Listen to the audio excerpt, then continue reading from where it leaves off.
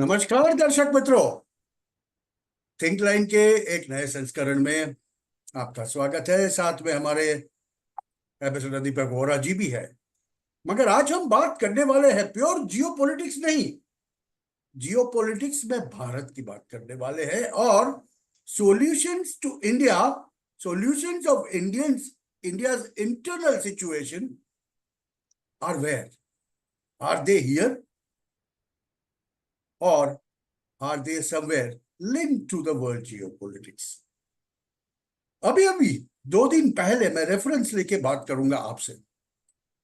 आज तक जो कभी नहीं हुआ वो हमारे प्रधानमंत्री जी ने अपने भाजपा के, अपनी पार्टी के कार्यकरों को संबोधते हुए दुनिया को बता दिया। 7 तारीख को शाम को दिल्ली में अपनी पार्टी के कार्यकरों को संबोधते हुए उन्होंने स्पष्ट कह दिया कि देश में एक किस्म से जहर फैला जा रहा है, जातिवाद का जहर फैलाने की कोशिश कर रहे हैं लोग।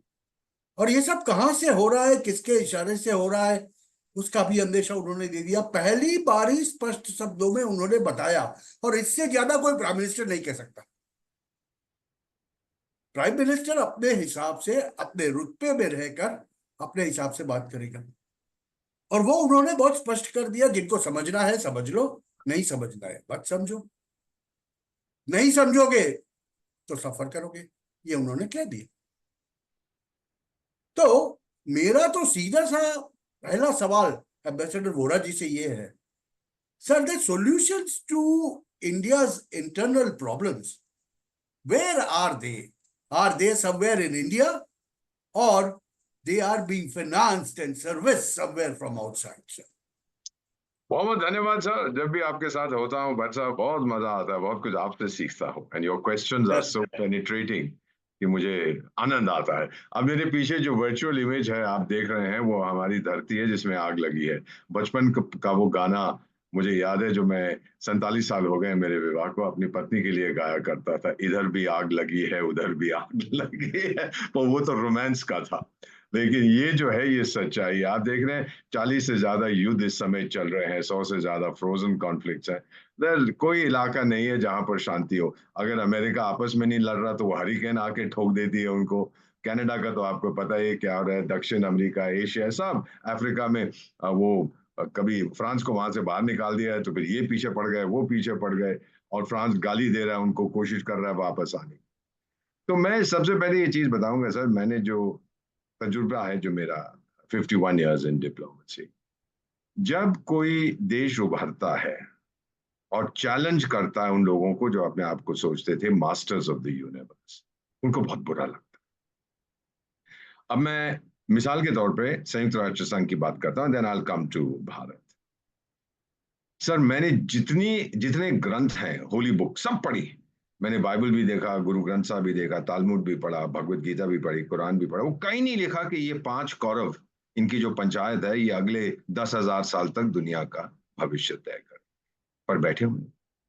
और जब इनको निकालना चाहो वहां से, तो हाँ जी बहुत अच्छी बात है, चलो बात करेंगे, चलो चाय पीते हैं। अच्छा 5 साल के बाद फिर बात करेंगे, चलो चाय पीते हैं। अच्छा चलो 15 साल के बाद बात करें।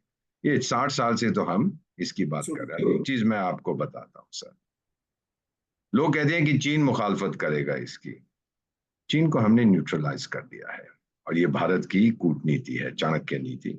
हमने कहा है कि हम डेवलपिंग कंट्रीज, विकासशील देश, ग्लोबल साउथ के देशों को हम बढ़ाना चाहते हैं। और ये आपको पता है कि क्वाड के समिट में भी जो हाल ही में हुआ था, उसमें कहा गया था we will reform the UN security council. और हमने कहा है कि ये डेवलपिंग कंट्रीज, अफ्रीका से आएंगे, लैटिन अमेरिका, लैटिन अमेरिका कोई भी नहीं है, अफ्रीका तो कोई भी नहीं, इतने सारे, अफ्रीका में 54 देश है, लैटिन अमेरिका में 33 देश। अब जब ये हमने खेल खेला है वहां पे, तो चीन कुछ नहीं कर सकता। वो तो नहीं कह सकता कि मैं इनकी मुखालफत करता हूँ। वो तो अपने आप को बड़ा ग्लोबल साउथ का चौधरी समझता है। लेकिन मुखालफत इसकी कौन करेगा सर? यूएस। और मैं जानता हूं कि बहुत से लोग मुझसे नाराज होंगे, and I am going against the conventional wisdom. इसकी मुखालफत फ्रांस और ब्रिटेन करे।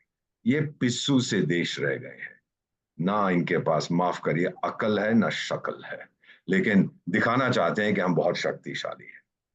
सर, जब मैं, और ये सब करोड़ों लोग आपका कार्यक्रम देखते हैं, उनसे शेयर करना चाहता हूं, तो जब मैं यूनाइटेड स्टेट्स में पोस्टेड था इन द मिड 80s, तो एक दो लेक्चर मैंने कोलंबिया यूनिवर्सिटी न्यूयॉर्क में सुने थे। और जो वो प्रोफेसर साहब थे जिनकी मैं बहुत इज्जत करता था उस समय, अब तो वो गुजर गए हैं, तो उनका नाम, हम लोग उनको वाइली लोमड़ी कहते थे, उनका नाम था विलियम फॉक्स, हम उनको वाइली लोमड़ी कहते थे। उन्होंने एक किताब लिखी थी, and he was a great expert in international relations. तो 80 साल हो गए उस किताब को, 1944, संयुक्त राष्ट्र संघ के बनने से पहले एक साल उन्होंने लिखी थी। किताब का नाम था सुपर पावर, और उसमें लिखा था कि भाई 3 सुपर पावर हैं, एक है यूनाइटेड स्टेट्स, दूसरा है सोवियत यूनियन, तीसरा है ब्रिटेन। अब सोवियत संघ तो सुइसाइड उसने कर ली है और वो यमराज की ट्रेन में बैठ के चला गया। ब्रिटेन के हाथ में बोर्डिंग पास है, वो भी जाने वाला है। वो ग्रेट ब्रिटेन कुछ नहीं है, वो लिटिल ब्रिटेन भी नहीं रहा, कोई दम नहीं है। कभी मैं किशोर महबूबानी साहब जो सिंगापुर के फॉरेन सेक्रेटरी होते थे, अब डीन है of the national university of Singapore, उनका मैं एक वीडियो, मैं जानता हूं उनको, उनका एक वीडियो देख रहा था जिसमें उन्होंने कहा the worst place to fall ill is England. कहते मुझे हल्की सी कोई बीमारी हुई, जब मैं वहां गया था तो मैंने फोन किया उनकी नेशनल हेल्थ सर्विस को, कहते 500 तो मेरे को ट्रांसफर किया, यहाँ से करो, वहां जाओ, इसके पास जाओ, उसके पास जाओ। अंत में कहते हैं जी डॉक्टर वॉक्टर हमारे पास कोई नहीं है, वो फार्मासिस्ट के पास चले जाओ, वो बता देगा क्या दवाई देनी है। कहते हैं it's the worst place to fall ill and the best place for medical. मैं नहीं कह रहा, मैं तो मानता हूं इसको, उनके शब्द थे, इस भारत में आई। पिछले साल 10 लाख मेडिकल वीजास हमने इशू किए, तो पूरी दुनिया ये देख रही है। अब सर सवाल ये उठता है, जो लोग भारत की प्रगति के का विरोध करते हैं, उन्नति का विरोध करते हैं, ये कौन है? ये आपका प्रश्न जो आपने पूछा है। हमारा एक पड़ोसी मुल्क है, उसको बांग्लादेश कहते हैं। तो एक 85 साल के डायनासोर को कहीं से निकल, वो सुना है कि हिलरी क्लिंटन के लिए खनसामा था, उसके लिए बनाया करता था माछेर झोल वगैरह, तो उसको उठा के नोबेल प्राइज भी दे दिया, ये मेडल दे दिया, वो मेडल दे दिया, और बोला कि जी आप चीफ एडवाइजर बन जाइए, तो वो बन गया। अब वो कहते हैं, मुझे पता था कि थोड़ी देर के लिए बनेगा, थोड़ी देर के लिए तो आप कहते हो ना, वो तो रहेगा 10 साल तक, जब तक जिंदा वो रहेगा। इलेक्शन इलेक्शन कुछ नहीं होने वाली वहां। आपको कंट्रोल चाहिए क्योंकि आप चीन को ठोकना चाहते हैं उससे। समस्या आपकी आज क्या है? ये जो देश है, कि जो भारत उभर रहा है, जो भारत में आत्मनिर्भरता, आत्मविश्वास, आत्मसम्मान है, भारत किसी की सुनता नहीं है, भारत अपनी सुनता है। और वो फिल्म की मुझे लाइन आती है, एक बार जब हम फैसला कर लेते हैं तो हम अपनी भी नहीं सुनते हैं। ये बहुत महत्वपूर्ण चीज है। अब मिसाल के तौर पे मैं आपको कुछ पर्सनल एक्सपीरियंस से बताना चाहता हूँ सर। जब मैं 1991 में मैं काम करता था with, I was OSD officer on special duty to technology advisor to prime minister. तो उस समय मुझे याद है सर, आपको भी याद होगा, हमारे जो फॉरेन एक्सचेंज रिजर्व थे 1 बिलियन, बिलियन में 9 जीरो होते हैं, उससे कम हो गए थे। हमें अपना सोना गिरवी रखना पड़ता था। और मैं अपने बॉस के पास गया, मुझे अभी तक क्लियरली वो याद है, मैं गया और उसके सामने मैं रोया। ये 91 की बात है सर, मेरी उम्र 40 साल की थी। मैं गया और मैंने कहा sir, I want to quit, ये देश नहीं है जिसके लिए मैं काम कर रहा हूँ सर, मैं जाना चाहता हूँ। तो उन्होंने अपना हाथ मेरे कंधे पे रख के कहा कि दीपक, ये भी गुजर जाएगा समय, भरोसा करो। और अभी इसी महीने की पहली शुरुआत में $700 बिलियन से ज्यादा आपके फॉरेन एक्सचेंज, पहली बार भारत के स्वाधीन भारत के इतिहास में। दूसरी चीज जो मैं देख रहा हूँ, मेडिकल का तो मैंने आपको बताया, दूसरी चीज जो हम देख रहे हैं सर, कि अपार्ट फ्रॉम दिस आपकी जो अंतरराष्ट्रीय छवि है वो इतनी ऊंची हो गई। देखिए 2000 साल पहले रोमन साम्राज्य के सेनेटर्स ने कहा था कि भाई हमारी औरतों को इतना शौक है भारतीय कपड़ों के लिए और भारतीय स्पाइसेस के लिए कि हमारा सारा सोना वहां पे जा रहा है। और जो प्लिनी गायस था, जिसको प्लिनी द एल्डर कहते हैं, उसने ये भी कहा था कि Bharat is the sink of the world's gold, जितना दुनिया का सोना है वो सारा भारत में चला जाए। ये उस समय की मैं बात कर रहा हूं, 2000 साल पहले। हाथी को भगाना बड़ा मुश्किल है, लेकिन जब हाथी भाग पड़ता है उसको रोकना बड़ा मुश्किल है सर। याद है आपको, हम बचपन में क्या सुनते थे कि भारत एक टाइम होता था सोने की चिड़िया और फिर बन गया कागज की पुड़िया। उस प्रोसेस को हम रिवर्स कर रहे हैं, क्योंकि आपके पास आज एक सरकार है sir, whether you like him और नॉट, मुझे फर्क नहीं पड़ता, लेकिन एक प्रधानमंत्री हैं जो हमें क्या निर्देश देते हैं, क्या सुझाव देते हैं, ना आंख झुका के बात करो, ना आंख उठा के बात करो, आंख से आंख मिला के। वो डर जाते हैं हमसे बहुत। तो अभी जो ये देख रहे हैं कि भारत सुनता नहीं है और ग्लोबल साउथ अब इंक्रीजिंगली चैलेंज करने लग गया है, ये जो बैठे हुए हैं 5 कौरव उसकी पंचायत में, वो जो है वो थोड़ा नर्वस हो रहे हैं। और फिर जो महासचिव हैं वहां के, उनका बयान आपने सुना होगा कि भाई हमारे, पहले तो कहा था 1 साल हो गया, ना मेरे पास ताकत है ना पैसा है, मेरे पास बड़ी ऊंची आवाज है, मैं उठाऊंगा। तो हमने कहा यार देखो, भारत के बहुत सारे नेता लोग हैं, हमको वहां भेज देते, उनकी भी बहुत ऊंची आवाज है, वो भी उठाएंगे तेरे लिए। अब उसने क्या कहा है कि जो हमारा सिस्टम है वो एक गुजरे हुए जमाने के है, उसको बदलना पड़ेगा। ये तो हम शुरू से कह रहे हैं, आज उसके मोटे भेजे में ये बात आ गई है। अब वो खुद कहता है कि ये चलेगा नहीं, ये तो हमको बदलना पड़ेगा। बदलेंगे कैसे, क्या बदलेंगे आप अगर संयुक्त राष्ट्र संघ की बात करते हैं? अब फिर मैं आता हूं on why they are angry with us. हमने तो कब से कह रहे हैं कि बदलो बदलो बदलो बदलो इसको, नया सिस्टम बना, हम भी है। फिर बीच में बोले अच्छा आप आ जाइए परमानेंट मेंबर, पर वीटो नहीं होगा। मैंने कहा यार ये किस प्रकार की कास्ट डिफरेंशिएशन आप कर रहे हैं कि हम ब्राह्मण, आप सबसे लोअर कास्ट है, आप बैठो हमारे साथ लेकिन टेबल के कोने में बैठो, हम आपको कुछ करने नहीं देंगे। क्या बकवास करते हैं ये। इसका इसका माइंडसेट जो ये दिखाता है ना, वो ये है कि ये बौखला गए हैं कि अच्छा चलो यार भारत को शांत कराओ कुछ, और जापान को शांत कराओ, जर्मनी को शांत कराओ, कुछ ना कुछ तो दे दो भाई, आपके टेबल की प्लेट पे जो कुछ बचा हुआ है उनको फेंक दो, वो खुश हो जाएंगे। ये खुश होने वाले नहीं। ये वो भारत नहीं है सर जो इनसे स्वीकार करता था। तो अगर भारत उभर रहा है, अगर आज सारी दुनिया ये मानती है सर कि दुनिया की चौथी सबसे बड़ी इकोनॉमी है, दुनिया की तीसरी सबसे बड़ी मिलिट्री है, दुनिया की सब सर्वश्रेष्ठ कूटनीति है, अगर ये चीजें हम मानते हैं, तो फिर भारत एक सुपर पावर बन चुका है। मैंने जिक्र किया था किताब का सुपर पावर सर, उसमें उसने ये तो बता दिया कि ये सब चले गए, खत्म हो गए, लेकिन उसने ये भी कहा था कि सुपर पावर बनने के लिए आपको क्या क्या चाहिए, आपकी रिक्वायरमेंट क्या है। भाई पहले आपका साइज होना चाहिए, मेरे पास है। आपकी जनसंख्या होनी चाहिए, मेरे पास है। टेक्नोलॉजी होनी चाहिए, मेरे पास है। इंफ्रास्ट्रक्चर होने चाहिए। हम तो पागल हो गए, 38 किलोमीटर सड़क हर दिन बनाते हैं, 34 या 35 जितना भी है, हम लोग हर दिन बनाते हैं। 8 नए हवाई अड्डे हर साल बनाते हैं, 2 एयरपोर्ट हर साल बनते हैं। Infrastructure is unbelievable. मेरे विदेशी दोस्त आते हैं, कहते हैं तो हमारे देशों में भी नहीं है, यूरोप में भी नहीं, जिस प्रकार की सड़कें आप लोग ने बनाई। तो इंफ्रास्ट्रक्चर है, फिर मेडिकल फैसिलिटी, फिर एजुकेशन। भट्ट साहब जब मेरा निर्माण मैन्युफैक्चर हुआ था ना मैं भारत में 1951 में, तो हमारे पास 500 कॉलेज यूनिवर्सिटी से आज 60,000 है, 60,000। अब आप खुद फैसला कर लीजिएगा। अमेरिका की आबादी 34 करोड़ की है, मेरे पास 34 करोड़ विद्यार्थी हैं। 1 out of 4 Indians is a student.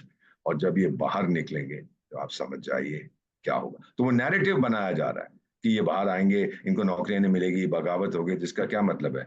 या इनको नौकरियां दूं या यूनिवर्सिटी बंद कर दूं। ये सब खिलाड़ी हैं, और इनको कौन प्रोत्साहित कर रहा है ये आप जानते हैं सर। मैं स्पष्ट रूप से कह देता हूं, ये यूनाइटेड स्टेट्स का खेल है, क्योंकि वो डर रहा है हमें देखते उभरते हुए। क्योंकि भारत एक देश है, यूनाइटेड स्टेट्स को कोई समस्या नहीं थी जब सेकेंड वर्ल्ड वॉर के बाद ब्रिटेन और फ्रांस और जर्मनी ऊपर उठे। जर्मनी तो उनका दुश्मन था, या फिर जापान जो उनका दुश्मन था वो भी उठे। उनको मालूम था कि इन चमचों को तो हम कंट्रोल करेंगे।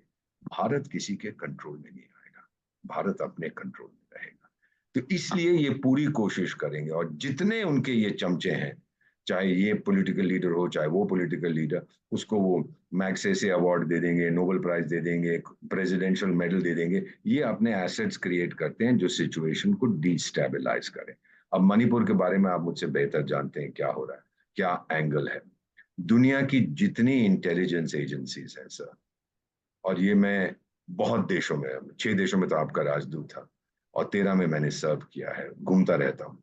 कोई भी इंटेलिजेंस एजेंसी सरकार के पैसे से अपना गुजारा नहीं करती। कैसे करती है? Drug trafficking. नंबर 1 आइटम जो आज का है, तेल से ज्यादा आज ड्रग्स बिकते हैं, वेपन से ज्यादा आज ड्रग्स बिकते हैं। तो उससे जो पैसा आता है वो उससे अपना धंधा चलाते हैं। इसीलिए जो आप देख रहे हैं मणिपुर में क्या हो रहा है, essentially it was a drug related issue. जब हमने उसको रोकने की कोशिश की तो ये बिगड़ गए। फिर हमारी इलेक्शन हुई, उसमें फिर से वही सरकार आ गई फॉर द थर्ड। अब हरियाणा में इलेक्शन हुई, वो नैरेटिव शुरू हो गया फिर से कि ये चीज यहाँ के जो इलेक्ट्रॉनिक वोटिंग मशीन थे बिल्कुल बेकार के थे। अच्छा टाइगर, तो फिर कश्मीर, हाँ कश्मीर वाले ठीक थे, तो चलो फिर से इलेक्शन करा लेते हैं, अदला बदली कर देते हैं। उसका कोई जवाब नहीं है इनके पास। सो द सक्सेस जो है ना, भारत जो जीत रहा है, भारत की डेमोक्रेसी जो जीत रही है सर, ये उसके बरखिलाफ है।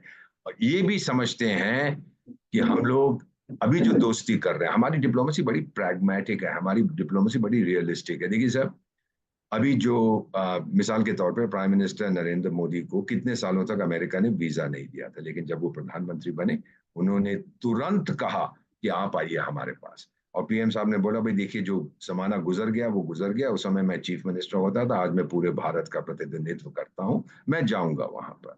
तो ये चीजें सारी जो हैं, ये इनको तंग करती है। फिर आप जानते हैं कि अब ब्रिक्स इस समय उठ रहा है, डी डॉलराइजेशन चल रहा है, G20 है, G7 तो खत्म हो गया है, उसको कोई सुनता नहीं है सर। कौन वो बैठे हुए हैं छोटे मोटे से देश और बड़े अपने आप को चौधरी समझते हैं। अब आप एक चीज देख लीजिएगा कि G7 के जो देश हैं, उनमें से दुनिया की टॉप 10 इकोनॉमीज में से यूनाइटेड स्टेट्स है, और पता नहीं एंड में कोई एक दो और होंगे, तो बाकी तो सब बैठे छोटे मोटे, कनाडा ये वो ये सब बेकार के, ब्रिटेन फ्रांस है, छोटे मोटे लोग बैठे, जापान है वहां पे, चलिए मान लिया एक्सेट्रा। तो ये चीजें जब देखिए, डोनाल्ड ट्रंप ने तो कहा था भारत को G7 के अंदर आना चाहिए, उसको G8 बना, पहले भी G8 बना था, रूस आया था, फिर उसको निकाल दिया, वो निकाल। भारत को लाना चाहता। सो ये सारी चीजें, इसको हम कहते हैं multi prong, multi faceted rise of India. ये इन लोगों को तंग कर रहा है। इंडिया हैज बिकम भारत, ये इनको बहुत तंग करता है। तो ये अपने चमचे लाएंगे और उन चमचों को घुसाएंगे कि भारत की फॉल्ट लाइंस क्या। अब आप जानते हैं सर, एक पॉलिटिकल पार्टी, एंड मैं आज बड़े ओपनली आपसे बात कर रहा हूं, जबकि हमारी जो ट्रेनिंग होती है वो विदेशी मामलों में, नॉट इन डोमेस्टिक अफेयर्स। एक पार्टी है जो, उसके नेता, मैं नाम भूल जाता हूं उनका, वो कहते हैं कास्ट सेंसस होना चाहिए। चलिए मान लिया, देन व्हाट। हमेशा हम लोग कूटनीति में सोचते हैं, चलिए मैंने हमला कर दिया इस देश पर, उसके बाद क्या। बात क्या। अब कास्ट सेंसस आपने कर दिया, फिर आपको पता लग गया कि मैं किस कास्ट का हूं, ये उस कास्ट का, ये इस कास्ट का, फिर आप क्या करेंगे। आप 50% से जो रिजर्वेशन ज्यादा दे नहीं सकते, वो तो आपके संविधान में है, सुप्रीम कोर्ट ने उसके ऊपर जजमेंट दे दिया, फिर क्या होगा। और जिनके लिए अभी आप रिजर्वेशन करते हैं, उनका क्या होगा, अगर वो उस कास्ट में, आपने देखा कि उस कास्ट में नहीं जो रिजर्वेशन मिलना चाहिए। ये नहीं, किसी ने नहीं सोचा, बस एक बात ठान ली है, जैसे वो जलेबी की फैक्ट्री बनाएंगे, आजकल लोग बड़ा मजाक करते हैं उसका। So these are people. फिर आप जाके विदेशों में कहते हैं कि जी भारत की डेमोक्रेसी मर रही है, तो आप आके उसको बचाइए। और टाइगर 77 ईयर्स हो चुके हैं, वो चलेगा, उनकी डेमोक्रेसी मर रही है। वो आप जाके उनसे कहो कि भारत आके आपको बचाएगा, instead of the other way around. ये माइंड सेट नहीं बन। और इसमें फिर मैं इतना ही सिर्फ कहूंगा सर, कि आप जानते हैं कि जो डील करना है इस इश्यूज के साथ, वो हम डील कर रहे हैं। आज मेरी आर्थिक ताकत है कि टाइगर तू पंगा लेगा, अमेरिका ने ये नहीं दूंगा वो नहीं दूंगा, भागे सीधा फ्रांस कह रहेगा तुम्हें जो चाहिए चलो मेरी फैक्ट्री में, पूरी फैक्ट्री उठा के ले जाओ, हम भारत में सब कुछ बनाए। तो बहुत से अब ये भी आप जानते हैं कि ताइवान की कंपनियां यहाँ आ रही हैं। फिर लोग कहते हैं वो जी चाइना से वो कंपनियां जा रही हैं, पर वो वियतनाम जा रही हैं, भारत नहीं आ रही। और टाइगर, मैं तो डेवलपमेंट इकोनॉमिस्ट सर। हमारा एक पड़ोसी देश है भूटान, जो भी उसकी जीडीपी है, कल मैं वहां पे $100 बिलियन का इन्वेस्टमेंट करता हूँ, वो तो टूट जाएगा देश। वो अब्जॉर्ब कहाँ से करेगा, मार्केट कहाँ पे है, वर्कर्स कहाँ पे है। ये बकवास करना की आदत होती है, लोगों समझते नहीं है। जैसा आपका जिस्म है, अगर आप 4 रोटी दिन में खाते हैं, मैं आपको कहूँ 400 खाओ, आप तो बीमार हो जाएंगे। So the point is that absorptive capacity होती है वो भारत के पास। और बहुत सी कंपनी आ रही है ताइवान से, मैं जानता हूँ सर, हमारी कॉन्वर्सेशन चलती रहती है, वो आ रही है हमारे। तो इसमें मैं कहूंगा कि ये कोशिश पूरी करें, नैरेटिव बने। ये सोशल मीडिया का जमाना है, पुरानी हमारी इलेक्शंस में ये कुछ नहीं कर सकते थे, सोशल मीडिया इतना प्रभावशाली नहीं था जितना अब बन गया, जैसे आपका चैनल है, उसको यूज करेंगे। और उनके बहुत से चमचे हैं, उनको पुरस्कार दिए जाएंगे, उनको बुलाया जाएगा, हमारी यूनिवर्सिटीज में भाषण दो, उनके फ्रेंडशिप्स बनाई जाएंगी। आप समझ रहे हैं मैं क्या कहना चाहता हूँ। तो ये जो चीजें हैं, इन लोगों को भारत की जनता ने हरियाणा के इलेक्शन में रिजेक्ट कर दिया था। कि हमें मालूम है कि हमारा जो फ्यूचर है, भविष्य है, वो किसके साथ है, किसने भारत को इस लेवल पे पहुंचा दिया। अब वो हमारी मिसाइल की बात करते हैं, Agni 6, सब डरे हुए हैं। कि मैंने कुछ एक आर्टिकल पढ़ा था अमेरिकन मैगजीन में, भाई इसको रोकना पड़ेगा, इसकी तो 12,000 या 10,000 किलोमीटर की रेंज है, ये तो अमेरिका को ठोक देगा। तो डरते क्यों हो। आपको किसने, आपने तो जो बना रखे हैं हथियार, आपके पास state of the art weaponry है, मुझसे डरते क्यों हो भाई? मैं आपको कब ठोकने वाला हूं? ये क्यों नैरेटिव आप फैलाने की कोशिश कर रहे हैं? अब वो जो इंग्लैंड है वहां पे, अजी भारत के लोग तो भूखे मरते हैं लेकिन स्पेस प्रोग्राम है। और टाइगर, तेरी अम्मा का क्या जाता है उसके अंदर? अगर तेरे पास अपनी अम्मा को खिलाने के लिए नहीं है तो फिर उसमें मेरी क्या गलती है? मैं वही करूंगा जो मेरे हक में होता है। मैं स्पेस में क्यों जा रहा हूँ? मैं टेक्नोलॉजिकल डेवलपमेंट कर रहा हूँ, और आजकल मेरा स्पेस प्रोग्राम दुनिया के टॉप 2 में गिना जाता है, यूनाइटेड स्टेट्स और भारत। और फिर वो रूस का थोड़ा सा पीछे हट गया जब से सोवियत संघ टूटा। तो सर इसमें टू कंक्लूड मैं यही कहूंगा कि वो देख रहे हैं भारत में क्या हो रहा है। 1947 में केवल मेरा जिस्म आजाद हुआ सर, मेरी मानसिकता बड़ी ब्रिटिश थी। मुझे अभी तक याद है मेरे दादा, जब मैं उनसे कहता था दादाजी आजकल कैसा चल, मैं 5-6 साल का था, दादा सब ठीक चल रहा है क्या बेटा? ठीक चल रहा है। वो अंग्रेजों का जमाना था, सब ठीक चलता था। That was his mindset.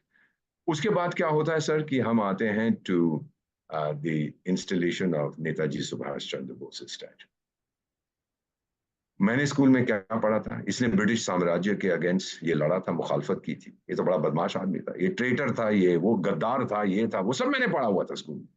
और फिर जब मैंने और पढ़ना शुरू किया और जब ये सरकार आई, फिर मुझे समझ आया सर कि 25 लाख भारतवासी ब्रिटिश साम्राज्य को बचाने के लिए लड़े थे दूसरे विश्व युद्ध।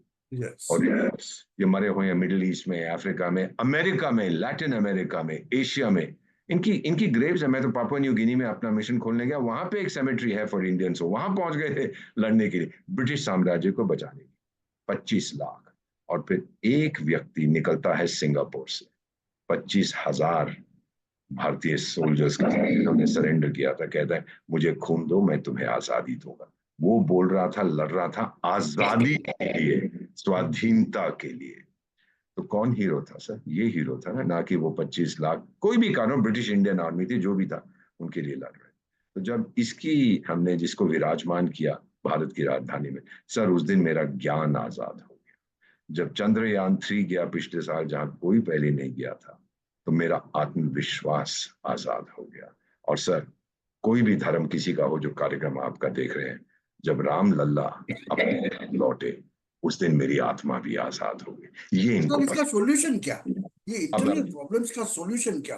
मैं टाइम बता बहुत कम बचा है तो इसी के ऊपर खास आप मैं बताता हूं सर। अब मैंने आपको बता दिया ये जलते क्यों हैं, और ये कोशिश करेंगे कि भारत को वहीं ले जाया जाए जो भारत हमारी बात सुनेगा। भारत हमारी बात सुनता नहीं। सोल्यूशन इसका आप मुझसे बेहतर जानते हैं सर। सोल्यूशन यही है, इंक्लूसिव डेवलपमेंट। मिसाल के तौर पे यूनाइटेड स्टेट्स में टेक्सास एक राज्य है, आपको पता है, बहुत बड़ा। कॉन्स्टिट्यूशनली उसको ये अधिकार है कि मैं अलग हो जाऊं, I can secede constitutionally, but उनकी सुप्रीम कोर्ट ने कहा था ये सही नहीं है एटसेट्रा, लेकिन ये है, क्लॉज है। अब वो सिसीड क्यों नहीं करते? बोलते हम इनको छोड़ के जाएंगे कहाँ? तो देखो ऐश कर रहे हैं यहाँ पे, सब कुछ मिलता है हमको। जिस दिन ये आप $3,000 आपकी पर कैपिटा हो, 6,000 होने तो 8,000 होने तो, लोग समझ जाएंगे कि भारत के साथ हम मुखालफत, इसकी मुखालफत, गद्दारी नहीं कर सकते, because we are very comfortable. कौन पंगा लेता है? किनको उकसाया जाता है? उन लोगों को बताया जाता है कि टाइगर अभी आप मार्जिनलाइज्ड हो, और इसको अगर हम चेंज करें सिस्टम तो आपके हाथ में बहुत पैसा आएगा। सर जब बिल्लू भाई क्लिंटन की इलेक्शंस हो रही थी 1990s में अमेरिका में, क्या बोला था? It's the economy stupid. हर चीज आर्थिक स्थिति पर है। तो पहला इसका ये है इंक्लूसिव डेवलपमेंट। और ये मैं देख रहा हूँ ये सरकार समझ गई है कि हमारे हर बार पीएम साहब ये बात करते हैं इंक्लूसिव, जो ये प्रोजेक्ट्स को लॉन्च करते हैं, ऑपोजिशन मुखालफत करेगी, यहाँ क्यों कर रहा है, वो क्यों कर रहा है, महाराष्ट्र में क्यों कर रहा है, तमिलनाडु में। अरे भाई ये पूरे देश के प्रधानमंत्री हैं, किसी रीजन के नहीं है। So first is economic development, second आपकी इंटरनल सिक्योरिटी एपरेटस को और मजबूत किया जाए। आप मालूम है आपकी एनआईए, नेशनल इन्वेस्टिगेशन एजेंसी, उसने कितने ये जो इस्लामिक फंडामेंटलिस्ट ग्रुप हैं तोड़ दिया, उनको गिरफ्तार कर दिया। और मैं इतना बता देता हूँ सर, ये जो बड़े बहादुर जिहादी है ना, ये तो मैं जानता हूँ, मैंने देखा है, 4 झापड़ पड़ते हैं तो उसका सारा जिहाद पेट से निकल जाता है, फिर बकने लगता है कि जी मैंने नहीं कहा, इसने कहा था, इसने कहा था, इसने। तो एक इंटरनल सिक्योरिटी आप strengthen, inclusive development, economic development, internal security को आप स्ट्रेंथन करेंगे। और तीसरी चीज, इन देशों के साथ आप साफ कह देंगे कि अगर आप लोग हमसे पंगा लेंगे, डजंट मैटर आप कौन है, क्योंकि आत्मनिर्भर भारत का क्या मतलब है सर? पहले तो 90% हमारे डिफेंस आइटम्स 95% इंपोर्ट होते थे, अब 50% रह गए कि अगर आप हमको ज्यादा सताएंगे, आपसे हम कुछ नहीं खरीदेंगे, हम दूसरों से खरीद। पेट पे लात मारिए, ये लाइन पे आ जाएंगे। ये 3 pronged स्ट्रेटेजी, इसको मैं ट्रिपल लॉक कहता हूँ। Your economic development, strengthening of your security agencies and clear message, जो बड़े बड़े देश अपने आप को कहते हैं कि टाइगर पंगा लोगे तो फिर हम जवाब देंगे। उसका ट्रिपल लॉक, ये तरीका है। त्रिशूल स्ट्रेटजी है भैया। This is the tripod, your 3 poles. You mess with us, we'll show you what we are. We'll show you. We are capable of doing it today. We are capable of doing it. We वो don't Daler do it, that doesn't mean we can't do it. Sir वो मुझे बड़ा अच्छा गाना, ओ पंगा ना लेना, पंगा ना लेना, वो बड़ा अच्छा लगता है गाना उनका मुझे। दर्शक मित्रों, टाइम बहुत कम बचा है। एक लास्ट कमेंट ले सर का, और सर का शुक्रिया अदा करें। उससे पहले आप लोगों से एक appeal, please like, share and subscribe our videos. भाई करिएगा, प्लीज भर भर के कमेंट दे सर, भर भर के कमेंट दे। आप करते हैं, भर भर के कमेंट दे, और आपको क्या चाहिए वो हमें बताइए, जो विषय के ऊपर हम बात कर सकें। आप सपोर्ट करना चाहते हैं, डिटेल्स डिस्क्रिप्शन पे हैं, ऊपर QR कोड भी मिल जाएगा, सब कुछ मिल जाएगा। तो मित्रों, जाने से पहले एम्बेसडर साहब का एक final comment in 1 minute। Sir, ये जो सॉल्यूशंस टू इंटरनल सिक्योरिटी, अभी मैं माइक्रो पे आ रहा हूं, मैक्रो से माइक्रो पे आ रहा हूं। सॉल्यूशंस टू इंटरनल सिक्योरिटी, क्या do we need to be, जिसे हम कहते हैं ना, डंडा मार के सीधा करना पड़ेगा काफी लोगों को? जब क्या होते लातों के भूत जब बातों से नहीं मानते तो फिर लात मारनी पड़ती है। And then the number of people in our investigation है, चाहे वो CBI है, चाहे इन्फोर्समेंट डायरेक्टरेट है, चाहे ना है, उनको बढ़ाना पड़े और ग्रेटर पब्लिक इन्वॉल्वमेंट। सर जनता को का भरोसा है कि NIA इन्वॉल्व है या CBI इन्वॉल्व है या ED इन्वॉल्व। वो ऑपोजिशन वाले कहते रहे ये पॉलिटिकल पर्पसेस है, पर आई बिलीव दैट जनता का भरोसा है ये जो कर रहे हैं ये सही कर रहे हैं देश के हित के। ये ट्रस्ट, अल्टीमेटली इट्स ट्रस्ट। ये ट्रस्ट जब बनेगा सरकार में, और कुछ नहीं चाहिए, भरोसा, ट्रस्ट, और ये बन रहा है, ये बढ़ रहा है। दर्शक मित्रों, the ultimate goal and ultimate solution to everything is trust, faith in your government, belief in your government and your country will, in your country, that it will deliver, and for that work collective. तो मित्रों, आज के लिए इतना ही। नमस्कार sir, thank you very much. Thank you sir. Again next जब आप बुलाते हैं आता हूं मैं, बहुत अच्छा लगता है। Next time will talk, next week will talk on some other subject. Yes, sir. Somewhere in the West Asia, there are a huge problems. There are a huge problems developing now. Some people are saying, "Please ceasefire करा दो।" क्या वो भारत करेगा? Well, we'll talk about that next time. But right now, the problems, internal problems solution lies in you itself, that you trust your government. दर्शक मित्रों, आज के लिए इतना ही। Please sir, thank you very much. जय हिंद, जय भारत। जय हिंद, वंदे मातरम। वंदे मातरम।